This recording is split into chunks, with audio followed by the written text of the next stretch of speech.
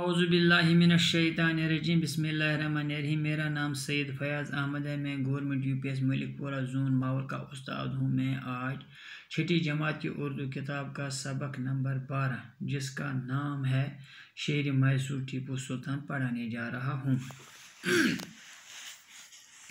ٹیپو اپنے والد حیدر علی کے ساتھ بہت سی جنگوں میں شریک ہو چکا تھا۔ جب وہ تخت نشین ہوا تو جنگ کے بادل چاروں طرف چھائے ہوئے تھے۔ انگریز بار بار ریاست پر حملے کر رہے تھے کیونکہ وہ اس ریاست پر قبضہ کرنا چاہتے تھے، لیکن 2 سال مسلسل جنگ کے بعد سن 1784 عیسوی میں ٹیپو سلطان نے انگریزوں کو اپنی شرائط پر صلح کرنے کے لیے مجبور کر دیا۔ اس کے بعد بھی انگریز بار بار لڑائی چھیڑتے رہے۔ انہوں نے ٹیپو کے سرداروں کو جائیدادوں اور جاگیروں کا لالچ دے کر غداری پر آمادہ کیا۔ آخر جنگ سن 1799 عیسوی میں ہوئی۔ فوجی سرداروں نے غداری کر کے انگریزوں کی مدد کی اور سرنگا پٹم کے قلعے کے دروازے کھول دیے، لیکن ٹیپو نے ہتھیار ڈالنے سے انکار کر دیا اور دشمن سے لڑتا ہوا شہید ہو گیا۔ بہادری اور بزدلی کے بارے میں اس کا یہ جملہ سنہری حروفوں سے لکھے جانے کے قابل ہے۔ گیدڑ کی 100 سالہ زندگی سے شیر کی ایک دن کی زندگی بہتر ہے۔ ٹیپو اپنے والد حیدر علی کے ساتھ بہت سی جنگوں میں شریک ہو چکا تھا۔ جو یہ ٹیپو سلطان تھا یہ اپنے والد حیدر علی کے ساتھ بہت سی جنگوں میں شریک ہو چکا تھا۔ جب وہ تخت نشین ہوا تو جنگ کے بادل چاروں طرف چھائے ہوئے تھے۔ تو چاروں طرف جنگ ہی جنگ اس نے دیکھی، یعنی ہر ملک اس کو حملے کرنے کی کوشش کر رہا تھا۔ انگریز بار بار ریاست پر حملے کر رہے تھے۔ جو انگریز جو یہاں ہندوستان میں حکومت کر رہے تھے وہ اس پر بار بار حملے کر رہے تھے کیونکہ وہ اس ریاست پر قبضہ کرنا چاہتے تھے، لیکن 2 سال مسلسل جنگ کے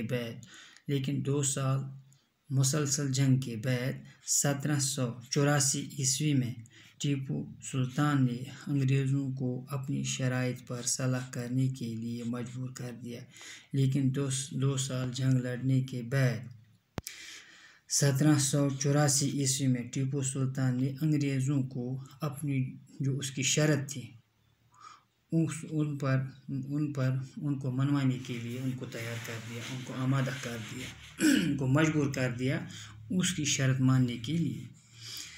اس کے بعد بھی انگریز بار بار لڑائی چھیڑتے رہے۔ اس کے بعد بھی انگریز اس کے ساتھ بار بار لڑائی چھیڑتے تھے۔ انہوں نے ٹیپو کے سرداروں کو جائیداد اور جاگیروں کا لالچ دے کر غداری پر آمادہ کیا۔ انہوں نے ٹیپو سلطان کے سرداروں کو جائیدادوں اور جاگیروں کا لالچ دے کر غداری پر آمادہ کیا، یعنی ان کو جاگیروں کی لالچ دی اور ان کو جاگیروں کی اور جائیداد کی لالچ دے کر ان کو غداری پر آمادہ کر دیا۔ آخر جنگ سن 1799 عیسوی میں ہوئی۔ وہ 1799 عیسوی میں ہوئی۔ فوجی سرداروں نے کیا کیا؟ انہوں نے غداری کی اور انگریزوں کی مدد کی۔ ٹیپو سلطان کو مدد نہیں کی اور سرنگا پٹم کے قلعے کے دروازے کھول دیے۔ اور انہوں نے ایک قلعہ ایک ہے، جس طرح لال قلعہ ہے تو اس طرح انہوں نے ایک قلعے کے دروازے کھول دیے، لیکن ٹیپو لیکن ٹیپو نے ہتھیار ڈالنے سے انکار کر دیا، لیکن جو ٹیپو سلطان تھا اس نے ہتھیار ڈالنے سے انکار کر دیا اور دشمن سے لڑتا ہوا شہید ہو گیا،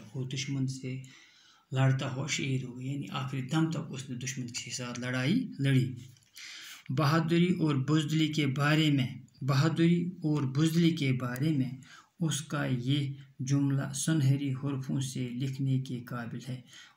بہادری اور بزدلی کے بارے میں اس کا یہ جملہ اس نے لکھا ہے، یہ سنہری حروفوں سے لکھنے کے قابل ہے، یعنی یہ لفظ جو اس نے بتائے اپنے منہ سے وہ سنہری حروفوں سے لکھنے کے قابل ہیں۔